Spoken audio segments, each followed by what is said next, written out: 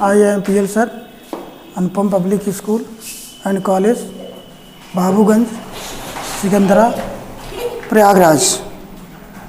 This is the third day. I will teach you English grammar about synthesis.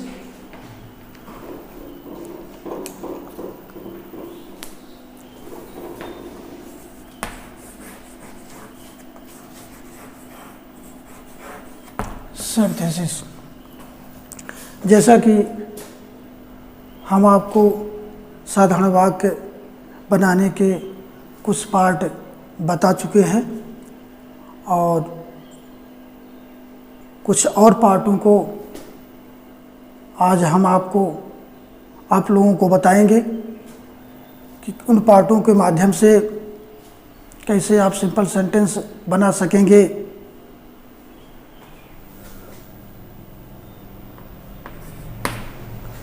By using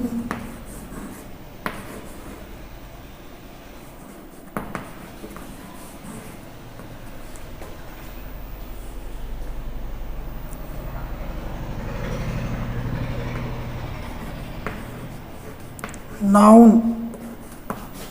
in opposition, by using noun in opposition,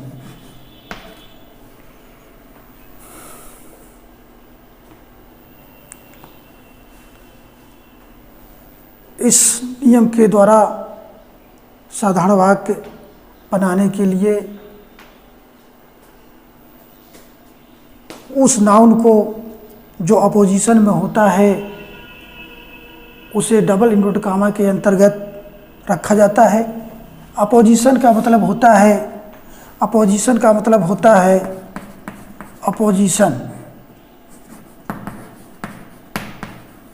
opposition means side by side। जो noun opposition के भाव में होता है, जिस noun को हम opposition में रखते हैं उस नाउन को हम डबल इन्वर्टेड कामा के अंतर्गत रखेंगे।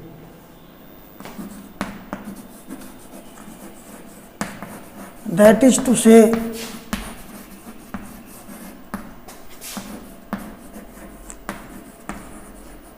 the noun that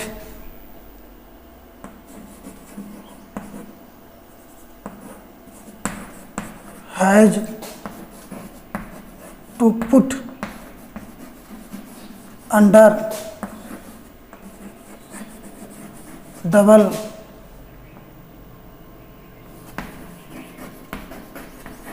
commas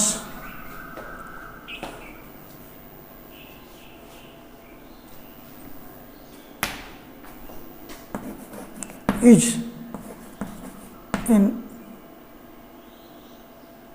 opposition।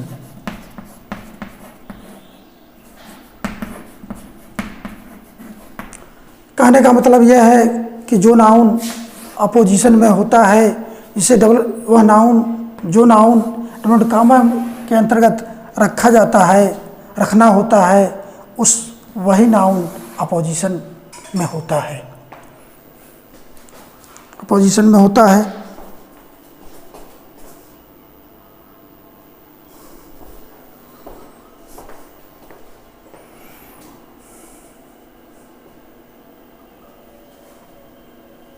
जैसे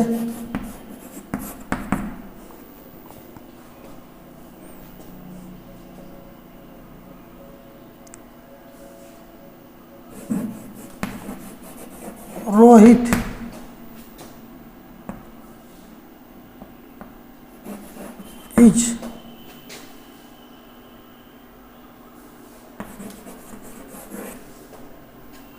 is my friend।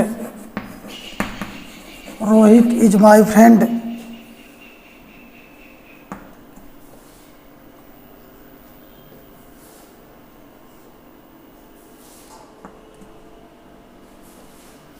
और सिंपल वाक्य बनाएं।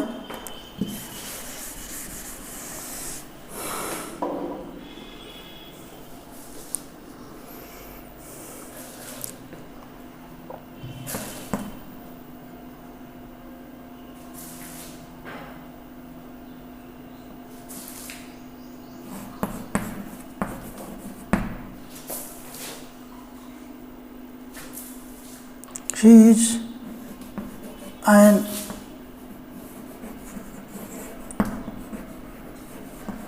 engineer.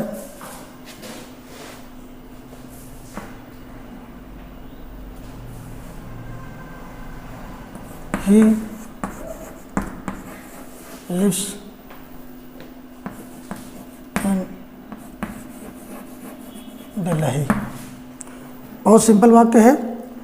ही इज इंजीनियर, वह इंजीनियर है, वह दिल्ली में रहता है।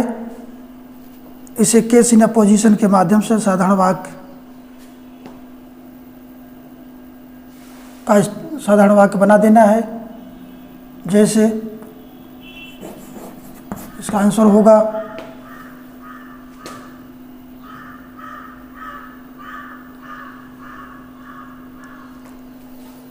ध्यान दें, ही के जगह पे आप सरल करने के लिए अर्थात यहाँ पर हम रोहित कर देते हैं।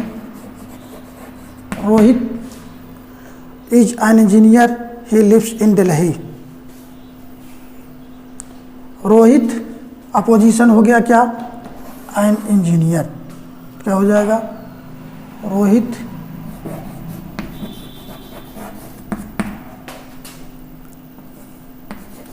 एन इंजीनियर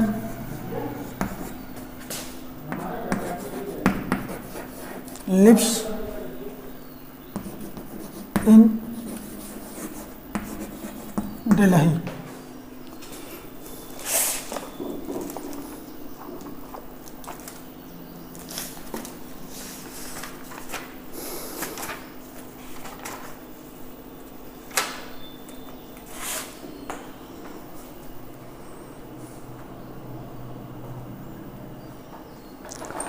इसी स्तर का दूसरा एग्जाम्पल देखें, बहुत सरल example.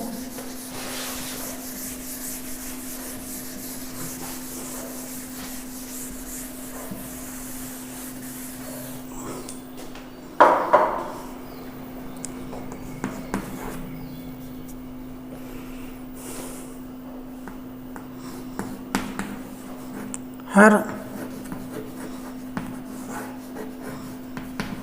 daughter is a doctor. Her name is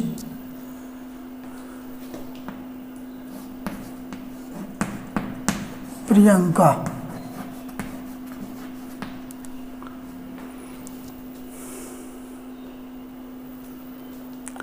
अब कैसे इन अपोजिशन,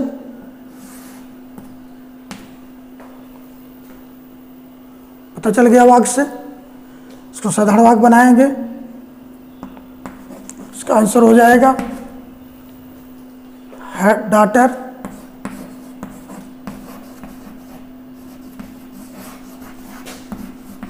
कैसे इन अपोजिशन, दोनों तरफ कामा लगाएंगे। ध्यान दें, इसमें सिंगल कामा का प्रयोग किया जाता है, डबल इनवर्ट कामा का प्रयोग नहीं होता। दोनों तरफ सिंगल कामा का प्रयोग होगा।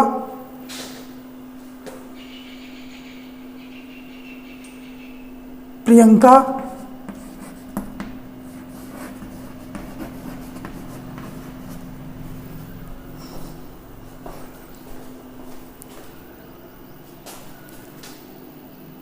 चल रहा है यार। Her daughter Priyanka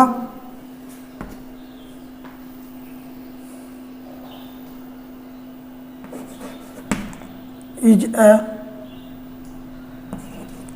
doctor.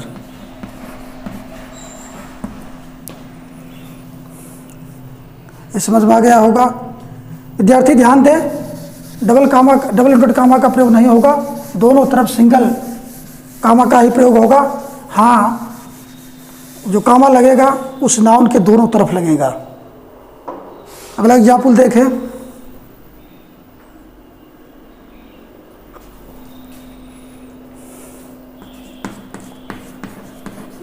Delhi is an old city.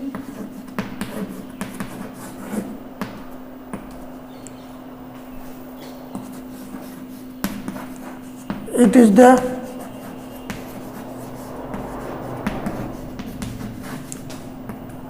capital of India. विद्यार्थी ध्यान दें, Delhi is an old city, it is the capital of India.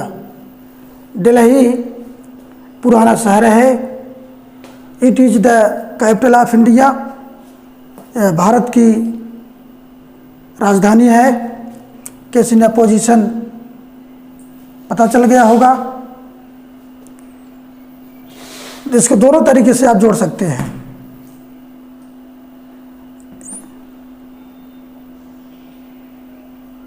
Delhi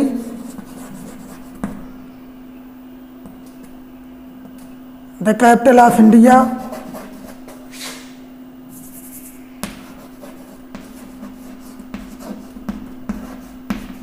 capital of India,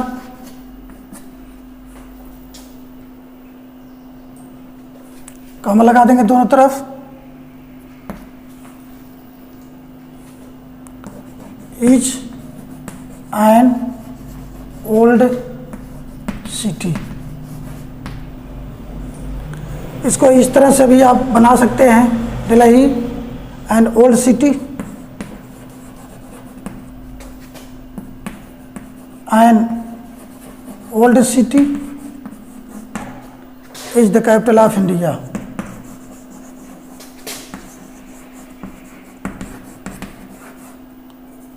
capital of India.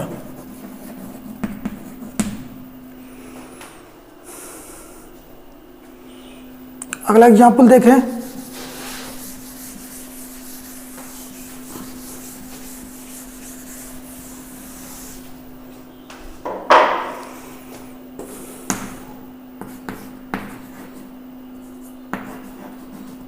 Tulsidas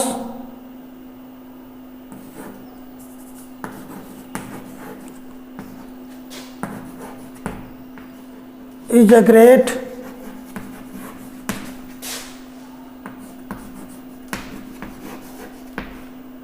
Hindi poet.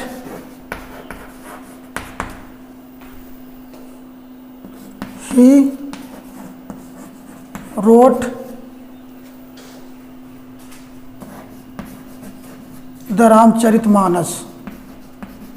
Ramcharitmanas. Tulsidas is a great Hindi poet. He wrote the Ramcharitmanas. विद्यार्थी ध्यान दें, इस वाक्य को आसानी से आप साधारण वाक्य बना सकते हैं केस इन अपोजिशन का प्रयोग करके। इसे भी आप दो तरीके से बना सकते हैं।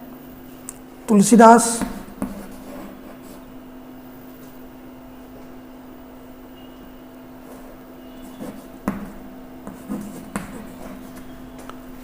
a great poet, case in opposition, a great poet, great Hindi poet, great Hindi poet, case in opposition में क्लोज हो गया। फाइनाइट वर्ब आ गई, रोट द रामचरित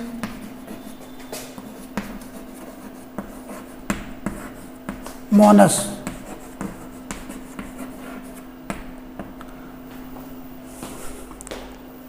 अगला एग्जाम्पल देखें।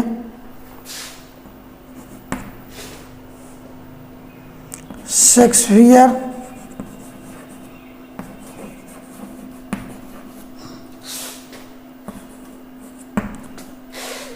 Is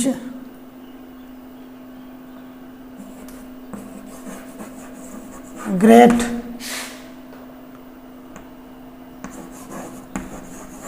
poet in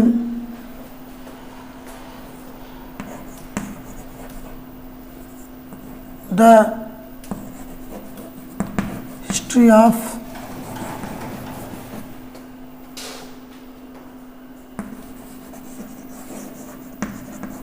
English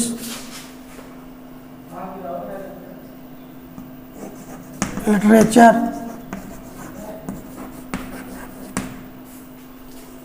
he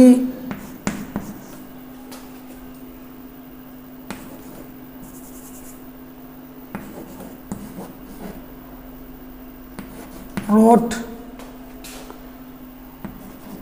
37 plays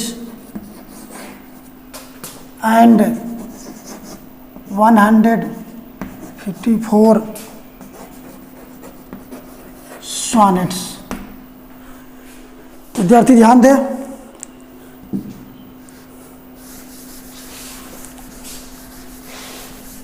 ये आसानी से आपको समझ में आ गया होगा, इसे भी आसानी से आप अपने से कर लेंगे। देखिए, Shakespeare is a great Hindi great poet in the history of English literature. He wrote 37 plays and 154 sonnets। इसे भी आप आसानी से जोड़ देंगे, दो स्तर से भी जुड़ जाएगा। Shakespeare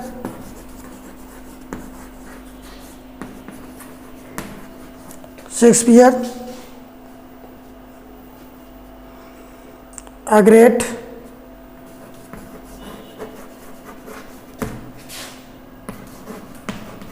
poet in the history of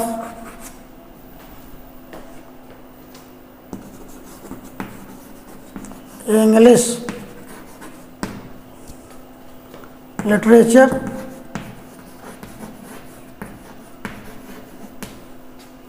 English literature. अब ये केस इन पोजिशन हो गया, दोनों तरफ सिंगल कामा लग गया, दोनों तरफ सिंगल कामा का प्रयोग होगा। विद्यार्थी ध्यान दें, दोनों तरफ नोट में याद कर लें, थोड़ा सा चूक हो गई थी कि डबल इंडेड कामा का प्रयोग दोनों तरफ होता है, सिंगल कामा का प्रयोग होता है दोनों तरफ। The noun that is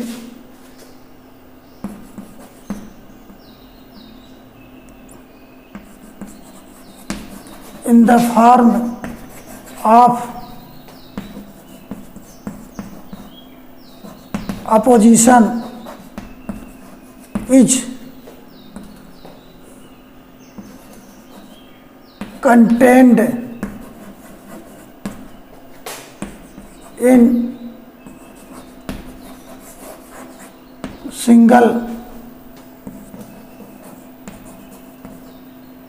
single commas।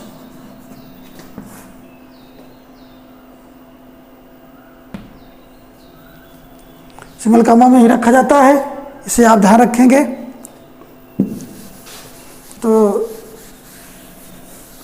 इस प्रकार से ये वाक्य आप जुड़ गया। अब आगे आप लिख दीजिए क्या, रोट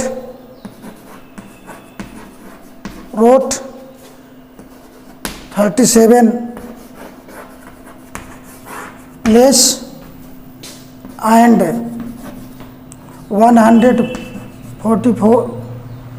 54 सॉनेट्स 54 सॉनेट्स 54 सॉनेट्स।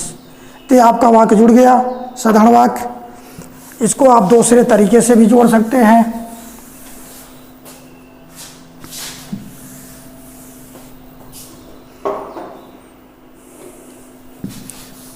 आप अगला पार्ट तक देखें, दूसरा पार्ट।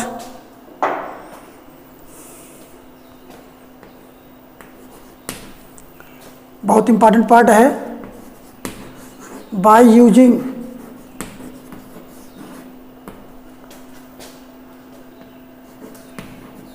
नाउन और जीरेंड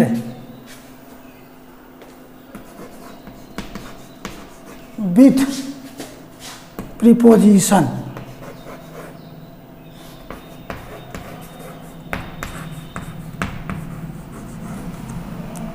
विथ प्रीपोजिशंस, प्रीपोजिशंस के साथ नाउन या जीरंड का प्रयोग करके, प्रीपोजिशंस के साथ नाउन या जीरंड का प्रयोग करके साधारण वाक्य बनाना। कैसे विद्यार्थी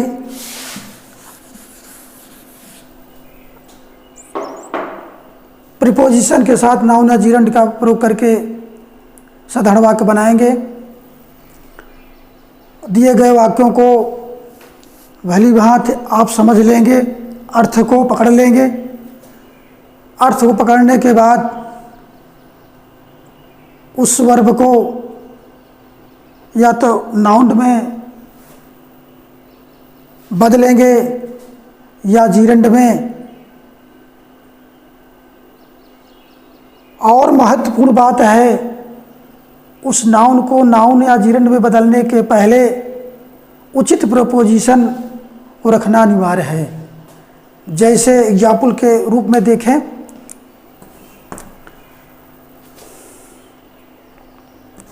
ही failed many times, he failed many times, he still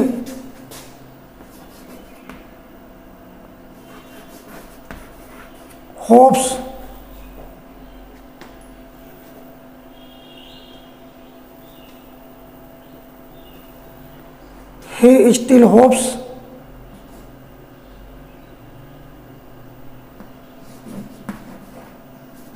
pass। He बेटा और सरल से लिख दें, he still hopes to succeed.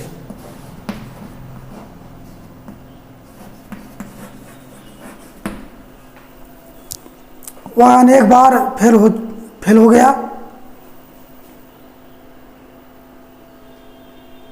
वह तो भी पास होने की उम्मीद करता है। इसे हमें साधारण वाक्य बनाना है बाय यूजिंग प्रीपोजिशन के साथ नाउन या जीरंड का प्रयोग करके। अर्थ निकालेंगे, स्टिल सहायता कर रहा है, स्टिल का मतलब तब भी उम्मीद करता है सफल होने की। तो ऐसे स्थिति में वाक्य बन जाएगा इन स्पाइट ऑफ का प्रयोग करके, in spite of, in spite of failure noun हो जाएगा, in spite of failure many times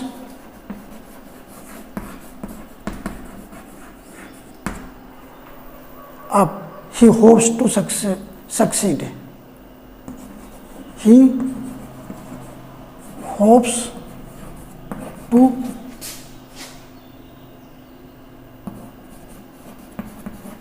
succeed. तो अनेक बार फेल होने के बावजूद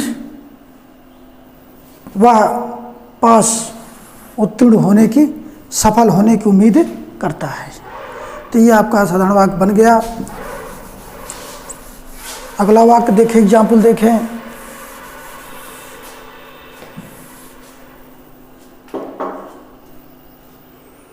बहुत simple example,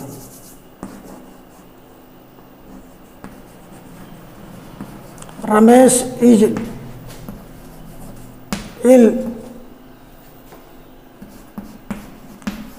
he has fever. बहुत simple example, Ramesh is ill, he has fever.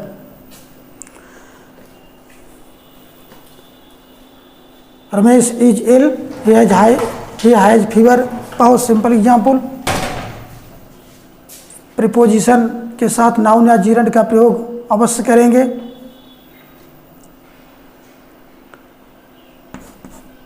इसका सिंपल सेंटेंस हो जाएगा, Ramesh is ill with fever. तो बेटा ये आपका विथ के बाद फीवर आया है जो नाउन है, और ये आपका साधारण वाक्य बन गया। अगला एग्जाम्पल देखें।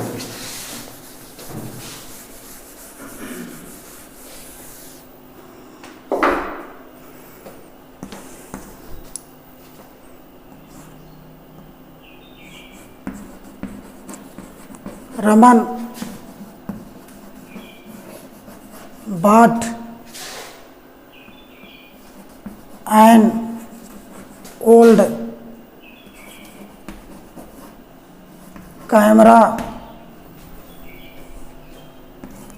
He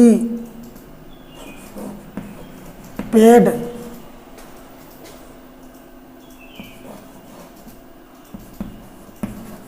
₹500 for it. बहुत सिंपल सेंटेंस। बच्चों ध्यान दें, प्रीपोजिशन के साथ नाउन या जीरंड का प्रयोग करके साधारण वाक्य बनाएं।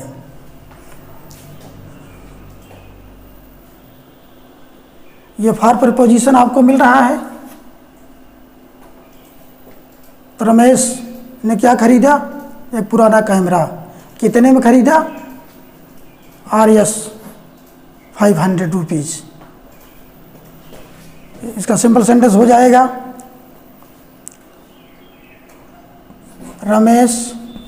रमन, बेटा रमेश नहीं रमन, रमन बॉट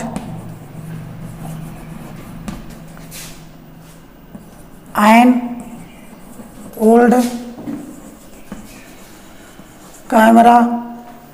अब बेटा प्रीपोज कितने में खरीदा? Ramesh bot an old camera. Ramesh एक पुराना कैमरे को खरीदा। कितने में खरीदा बेटा? ₹500 में। अब यही फार आपको आ जाएगा। इट क्या? इट मीन्स ये ₹500। तो साधारण वाक्य बन गया। फार प्रीपोजिशन हो गया आपका। फार कितना? ₹500। ये आपका आंसर हो गया। सिंपल सेंटेंस बन गया। अगला एग्जाम्पल देखें।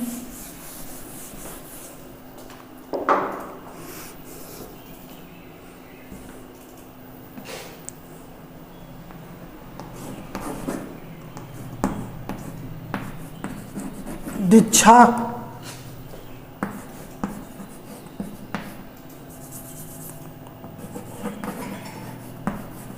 worked hard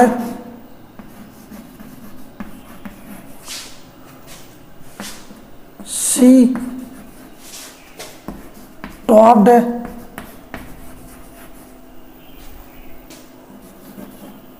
her college।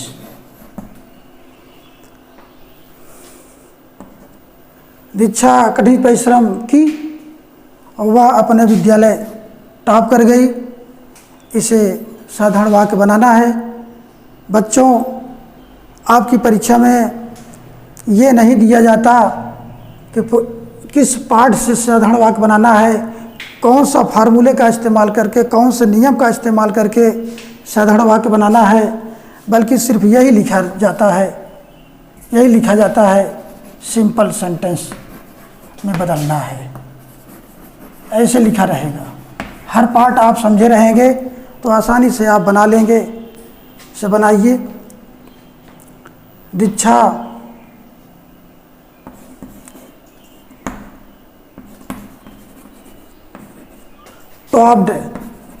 Top कर गई। क्या टॉप कर गई? अपने कॉलेज को। कैसे टॉप कर गई?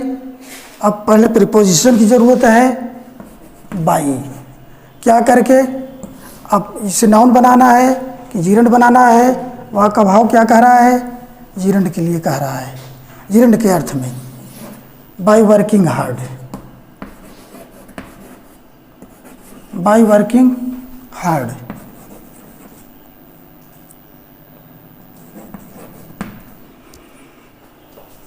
तो समझ में आ गया होगा। नेक्स्ट एग्जाम्पल देखें।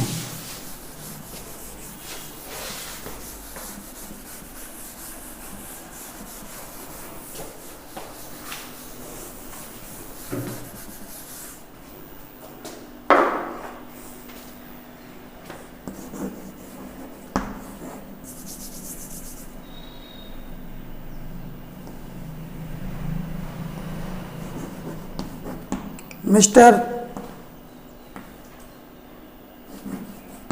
आर के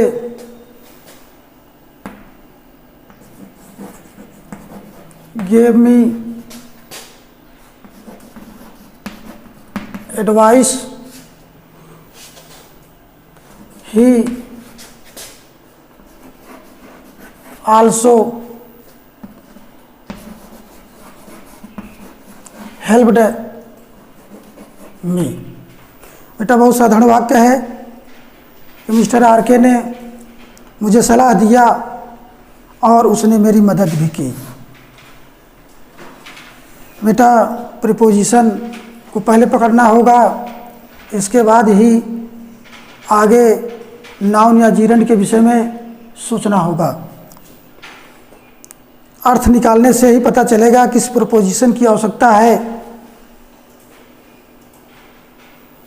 mister R K gave me advice, Mr R K ने मुझे सलाह दिया।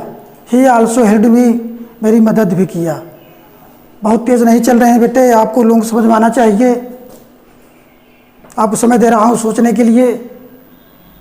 बिसाइड्स, बिसाइड्स में आ गया होगा अर्थ प्रीपोजिशन। बिसाइड्स साथ साथ, बिसाइड्स के बाद ज़रूरत किसकी है? जीरंड की। Besides giving, besides giving me advice. अब कर्ता की जरूरत पड़ गई, मिस्टर आर के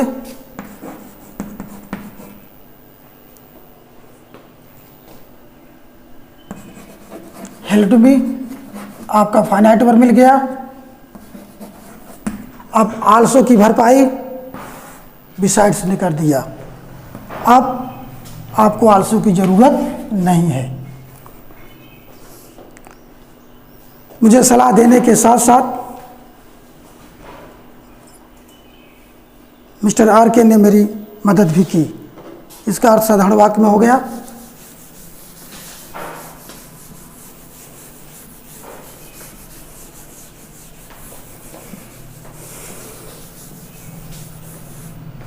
अगला एग्जाम्पल देखें और समझ लें।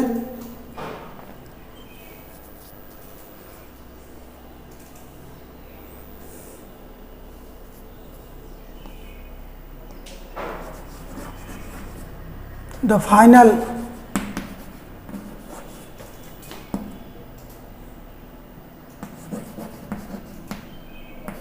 Match was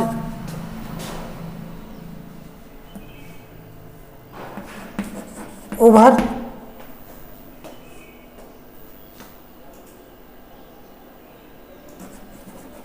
the sun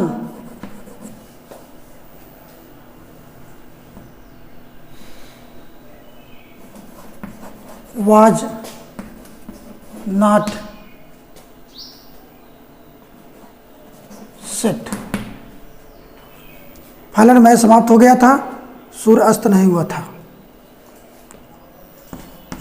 the final match was over, preposition आ गया, before the sun set, before the sun set, before the sun set, before the sun set.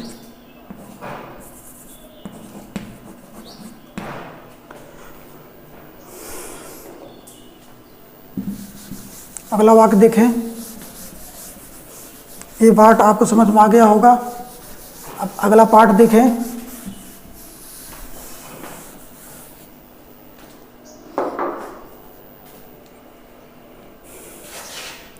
एक और एग्जाम्पल समझ लें।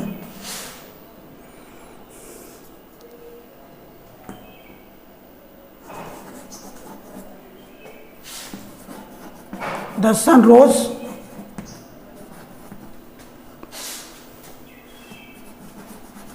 द प्रोग्राम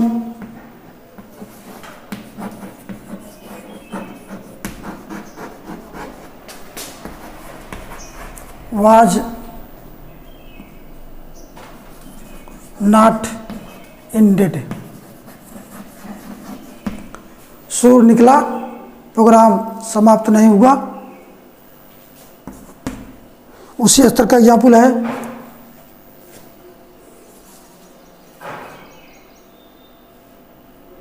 आगे होगा समझ में। द सन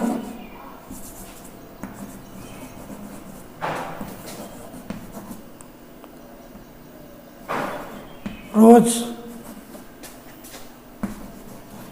बिफोर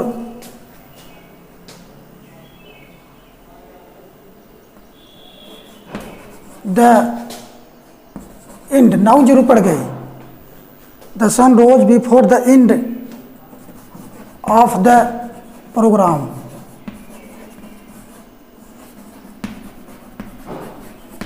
ये आपका साधारण वाक्य बन गया। कई एग्जाम्पल हो गए, क्योंकि ये बहुत महत्वपूर्ण पार्ट है। ये आसानी से समझ में नहीं आता बच्चों, उसको अर्थ निकालोगे तभी आप कर पाओगे। एक्सरसाइज में आप लगभग हर प्रकार की एक्सरसाइज आप कर लेंगे। अगला part,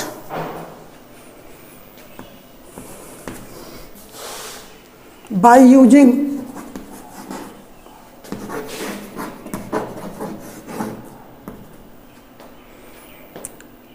an adjective or adjectival phrase। अगला पार्ट है बाय यूजिंग एन एडजेक्टिव और एडजेक्टिवल फ्रेज का प्रयोग करके साधारण वाक्य बनाना। जैसे कि आप जानते हैं, आपको बता चुके हैं एडजेक्टिव का क्या काम है।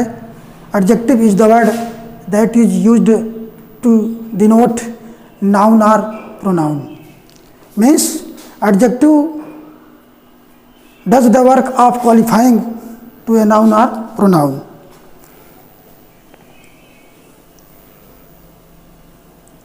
जब किसी नाउन के साथ प्रीपोजिशन लग जाते हैं तो ये नाउन एडजेक्टिवल फ्रेज के भाव में हो जाते हैं। जब एडजेक्टिव एक से अधिक शब्दों में हो जाता है, अपने साथ कुछ और शब्दों का प्रीपोजिशन जैसे शब्दों को ले लेता है, तो वही शब्द एडजेक्टिवल फ्रेज बन जाते हैं। अब एग्जाम्पल के तरीके से देखें, ऐसे इस नियम से वाक्यों को जोड़ते समय जो शब्द एडजेक्टिव में होता है या एडजेक्टिवल फ्रेज में होता है, उसे उचित नाउन के पहले इस्तेमाल किया जाता है और इस प्रकार से वाक्य साधारण वाक्य बन जाता है।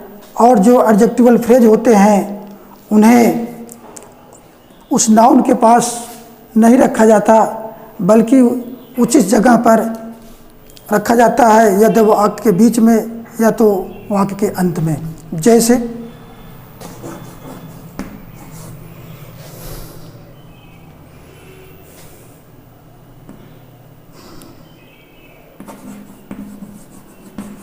Subhash is reading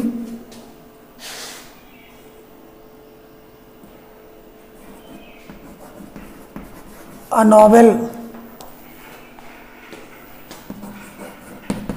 It is interesting।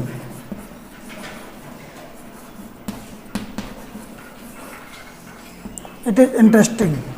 विद्यार्थी ध्यान दें, बहुत साधारण वाक्य है। सुभाष एक नावल को अध्ययन कर रहा है, अर्थात कर रहे हैं। इट इज़ इंटरेस्टिंग, वह रुचिकर है। अब ये शब्द जो इंटरेस्टिंग है, ये एडजेक्टिव का काम कर रहा है, तो ये उचित नाउन के पास इसे रख देंगे। इस तरह से वाक्य साधारण वाक्य बन जाएगा। सुभाष इज रीडिंग एन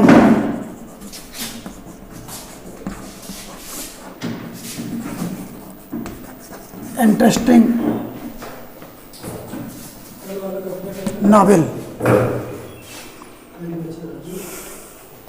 फिर अगला एग्जाम्पल देखें बच्चों, ये आपका इंटरेस्टिंग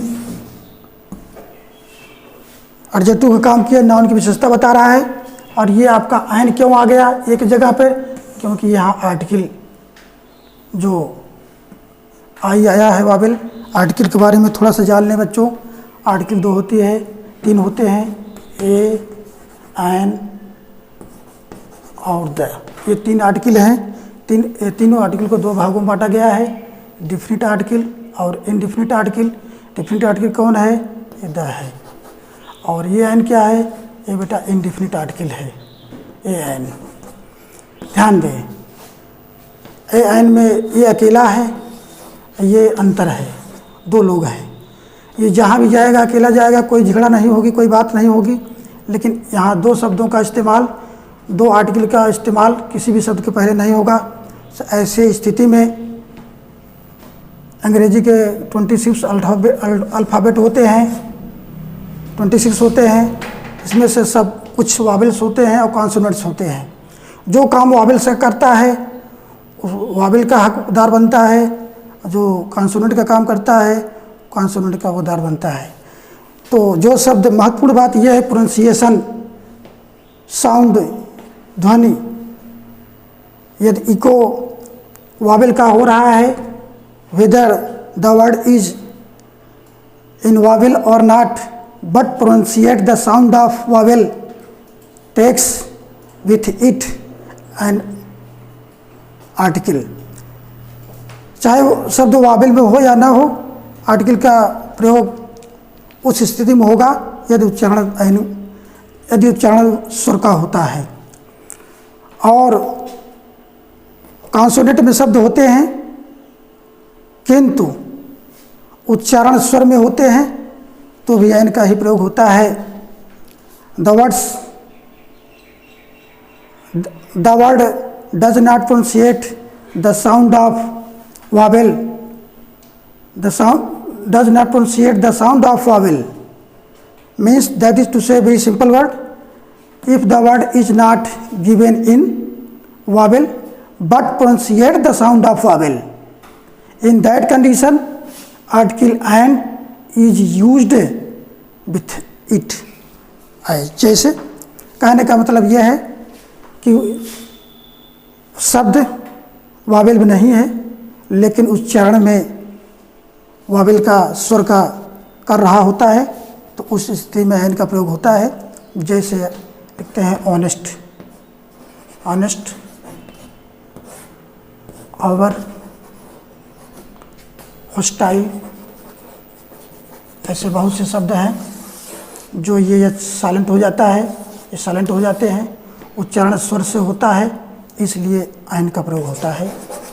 इसके बारे में बाद में बताएंगे। बच्चों अपने टॉपिक पर आइए।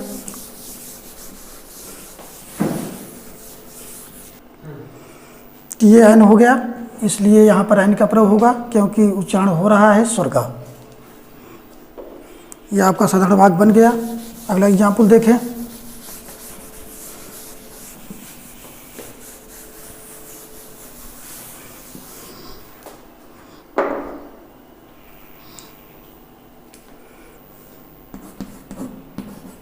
बहुत सिंपल एग्जाम्पल, आई सा ए मैन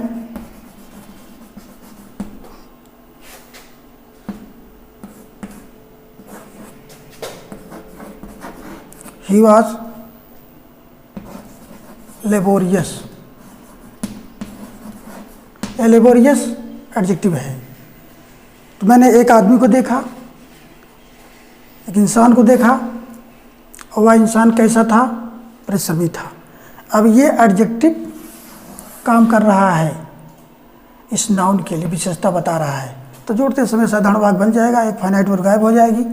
ये यही चीज़ है, तो बन जाएगा आयशा a laborious man। अगला एग्जाम्पल देखें।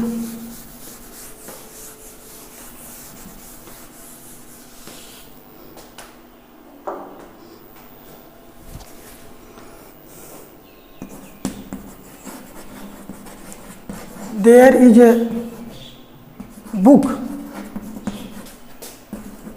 On the table. There is a book on the table बहुत महत्वपूर्ण एग्जाम्पल है बच्चों।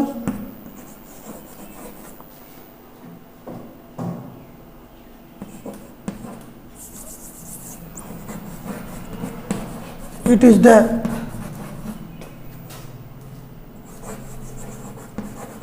Ramcharit Manas.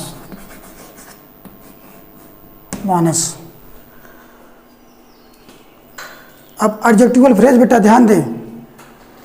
There is a book on the table, उस मेज पर कोई पुस्तक है, अर्थात उस मेज पर एक पुस्तक है।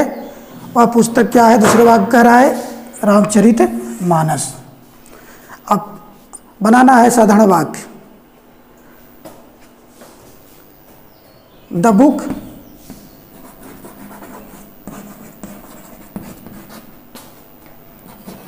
On the table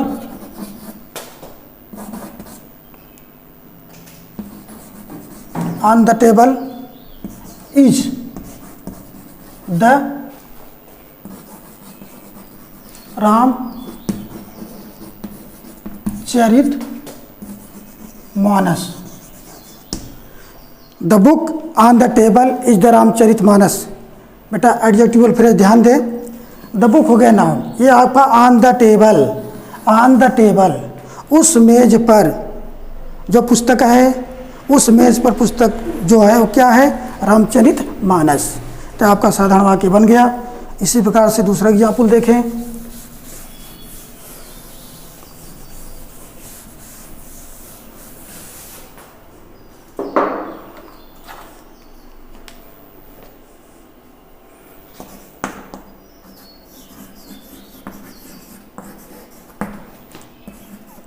There is a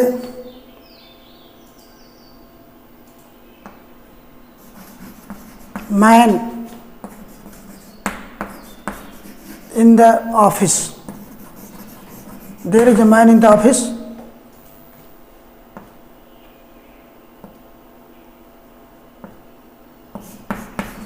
He is a peon.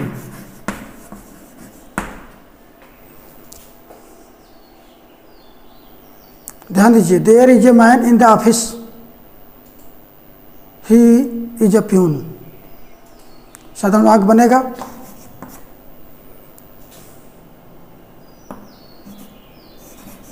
The man in the office, the man in the office is a peon. साधारण वाक्य बन गया आसानी से। तो आपका पार्ट रहा बच्चों बाय यूजिंग एन एडजेक्टिव और एडजेक्टिवल फ्रेज। बहुत बड़ा तो नहीं हो रहा है सर?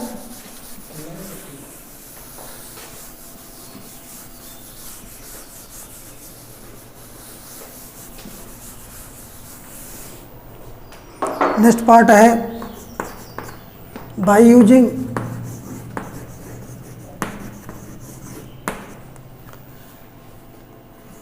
an adverb or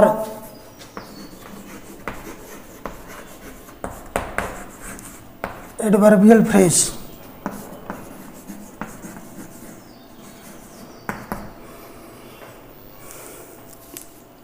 अगला पार्ट है बच्चों बाय यूजिंग एन एडवर्ब और एडवर्बियल फ्रेज। एडवर्ब की परिभाषा आप जानते होंगे। Adverb is the word that is used to qualify verb, adjective or another adverb. Means only adverb does the work of qualifying to all parts of speech except noun और pronoun. Noun और pronoun को छोड़ करके parts of speech का कोई भाग सबकी विशेषता बताता है। सबकी विशेषता बताने का काम करता है तो वह पार्ट्स ऑफ स्पीच है एडवर्ब। नाउन प्रोनाउन को छोड़ करके सबको मॉडिफाई करने का काम करता है एडवर्ब। जैसे ध्यान दें, इस सिंथेसिस के माध्यम से वर्ब को हम एडवर्ब में बदलेंगे यल वाई जोड़ करके। जब हम वाक्य में यल वाई जोड़ देते हैं, when we add L Y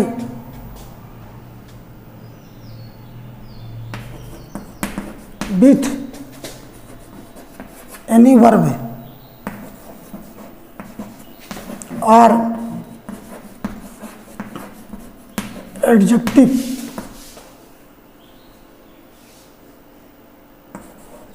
is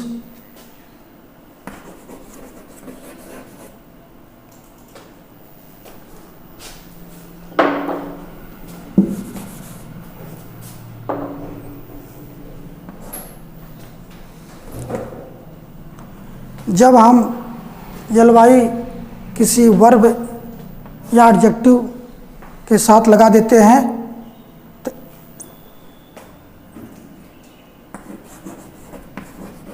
is formed an adjective, is form an adverb, तो वह एडवर्ब का रूप ले लेता है। जैसे एग्जाम्पल के तौर पर देखें,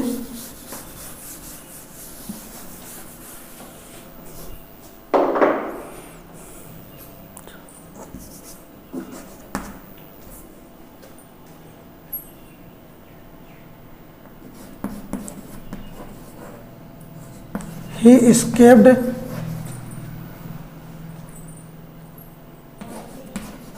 the accident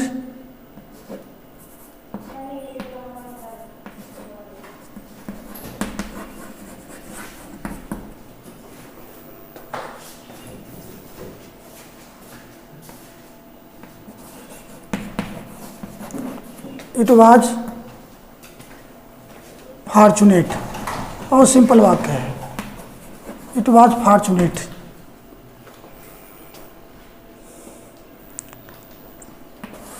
फॉर्चुनेट को बनाना है एडवर्ब तो बन जाएगा he fortunately,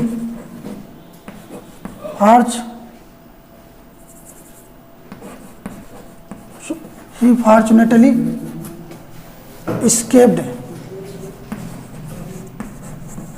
he fortunately escaped the accident।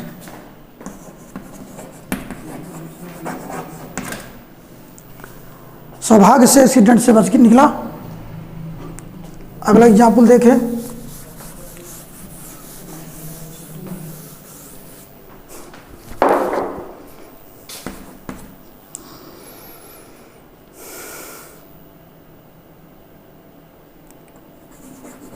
she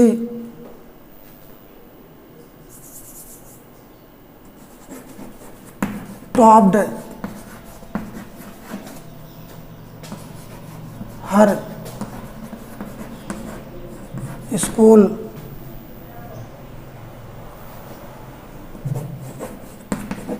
it was her luck। सौभाग्य था, साधारण वाक्य बनाना है। जो एडवर्ब पूरे कर्ता को मॉडिफाई करता है उस एडवर्ब को हम कर्ता के पहले लगा सकते हैं, अर्थात लगाएंगे। Luckily,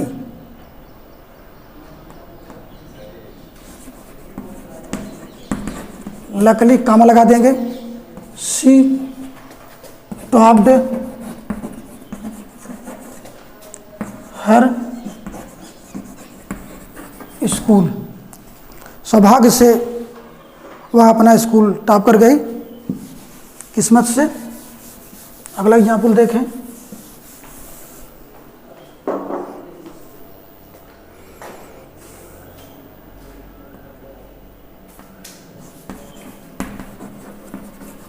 Dinesh is A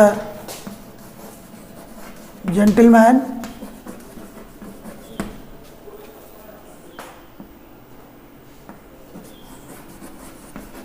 there is no doubt about it.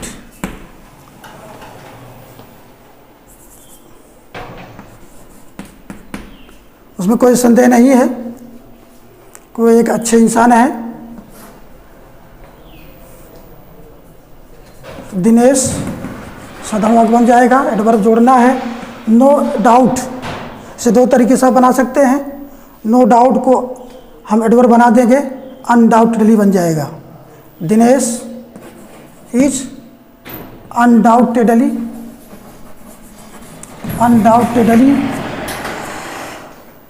Dinesh is undoubtedly a gentleman. इसे आप दूसरे तरीके से बना सकते हैं, ड्यूरेबल फ्रेज का प्रयोग करके। नो डाउट, निस्संदेह, नो डाउट, कामा लग जाएगा। दिनेश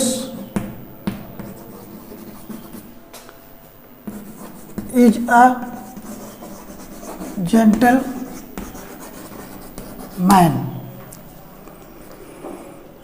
समझ में आ गया होगा। अगला एग्जाम्पल देखें।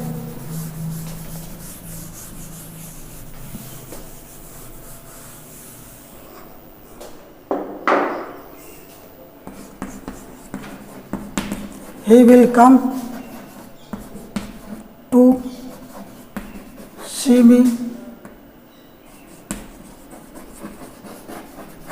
tomorrow. It is certain. He will come to see me tomorrow. It is certain. ध्यान दें, ए सर्टेन को एडवर्ब बनाना है। He will certainly come to see me